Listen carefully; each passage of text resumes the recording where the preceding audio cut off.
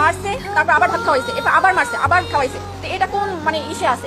মানুষকে তো এরকম মাইরে ফেলায় না, সে যদি একটা খুনিও হইতে পারে, তাহলে তো এরকমের জীবন তো মাইরে ফেলাইতে পারে না। বলেন, ওরা প্রশাসনের কাছে দেন, কিন্তু ওরা মাইরেন না। নিতে হলে টাকা দিতে হবে 35,000 টাকা দিয়ে ছাড়াই নেন, নাহলে আমরা ওরা ছাড়বো না, ওরা আরো মারবো। ফ্যামিলির কেউই নাই একটা মানুষের। আমার আপনার যদি এরকম থাকে, তাহলে আমরাও একই পথের প্রতীক হইতাম, যে মা বাবা ভাই বোন কেউই নাই। সেই জন্য একটা মানুষ, অসহায় মানুষকে তো এরকম মারতে পারে না, একটা কুকুরেও তো মারতে পারে না, এরকম মারতে মারতে মাইরে ফেলাইতে পারে না।